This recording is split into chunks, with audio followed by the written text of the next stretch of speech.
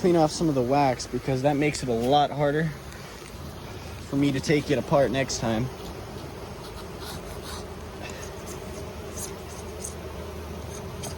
I need to get the smoke out of my way. It's a little heavy.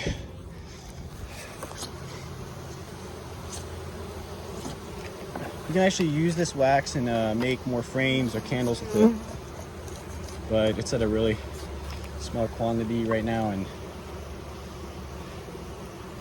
doesn't matter much to me.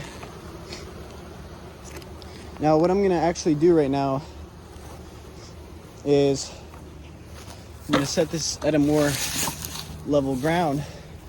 I'm gonna take this part of the hive off, second to last super, if I can get this tool in there.